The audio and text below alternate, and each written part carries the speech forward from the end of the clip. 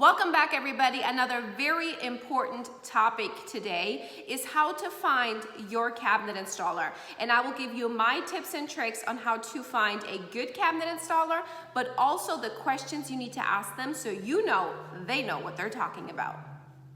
Hey everyone, my name is Kerstin, kitchen designer with King's Kitchen, and this is your channel to get that in-depth knowledge on how to design and remodel your own dream kitchen. So let's say this is the scenario you don't want, okay?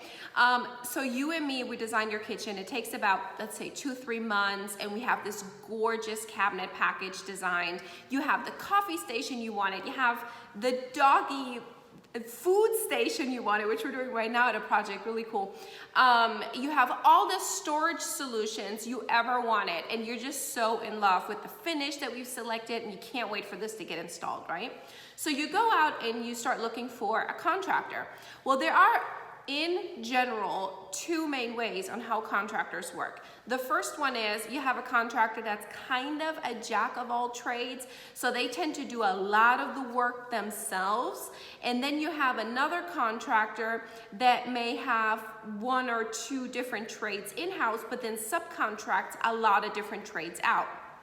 Now, for some reason, some people don't like it when contractors subcontract different trades out, which I do not understand, because this means every trade or part or phase in your project is getting done by somebody that does nothing but that trade.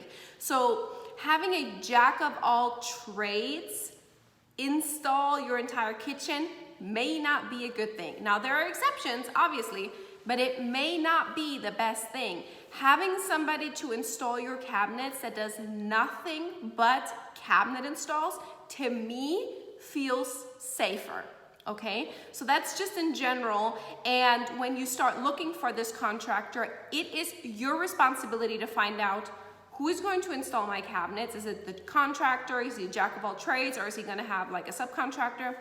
And it is your responsibility to ask questions and then align your expectations with the answers you get, the feeling you get, and obviously the price will say a lot too. So I put together a couple of good questions and tips for you that will help you go through this experience. And really quick before we jump into these questions, please, please, please really use this. Don't just watch it and like, oh, okay, fine. No, you would not believe how many people are in this industry installing things on a job site, on a project site, and think that they do a good standard and really do not have a good standard. I've seen this over and over and over. I mean, I've worked with a lot of different contractors. I work with a lot of installers that are hired by the customer or brought into the project by the contractor. And then they call us up, they have questions about, you know, where does which piece belong to? And I go on site and I am shocked. I am really shocked. There are people out here thinking they know how to install cabinets, but it's a craft. It's nothing to be taken slightly. And if you are spending on average, let's say $15,000 on your kitchen cabinets and up, don't take that slightly of hiring just anybody to install your cabinet package, because it can make or break your project. All right, everybody, let's get cracking. I have 6 really good questions / recommendations on how you can find a very good cabinet installer. Number 1, you will find your cabinet installer over a recommendation. Believe me, good people in the trades in today's economy are busy. So if they're good, they're busy. They're not going to be advertising on places like Angie's List, what's the other one? Yelp. And I have nothing against these places, but from my experience, if you're looking for the good ones, they're usually not actively advertising on there. They're busy, okay? So number 1, you need to find recommendations from other people. Number 2, do they understand the different install for a American face-framed cabinet versus a Euro frameless cabinet? If you ask this question and they look at you with big eyes and go like, where's the difference? Okay, that's a red sign. If they go like, of course, yeah, I mean, frameless is a little bit more intense. You gotta be extreme level on everything. You don't have a face frame to kind of hide it. Just a reaction from people, and if they understand the differences between the two, that gives you a good indicator if that person knows what they're doing, especially if you have a frameless cabinet package, okay? Number 3, are they a jack of all trades? Again, that is usually not recommended, at least for me. If I was to install my kitchen or I was to install a kitchen for a client, I do not like to have a jack of all trades installing the cabinets. I work with people that do nothing but cabinet installs. That is their trade, that is their craft. They do it day in, day out, and I can go to them for expertise, not the other way around. Number 4, your cabinet installer knows that they will have to take some time in the end to touch up your cabinets. And are they going to touch them up? Are they going to include caulking? Especially with white kitchens. White kitchens, they're like marble. Like they already come and they might have a little scuff somewhere, or a little rub somewhere for the paint. You get supplied a touch-up kit, and it is really, really important that your cabinet installer understands the importance of touching up your cabinets after the install, but also if you have white cabinets, for example, caulking them in on all the gaps. That will make it look stunning. And I do, just for this fact, have some pictures for you. This is a first picture. The first picture here is from somebody that said, oh yeah, I've installed these cabinets, but there's nothing really I can do because it's an old house and the ceiling is very crooked.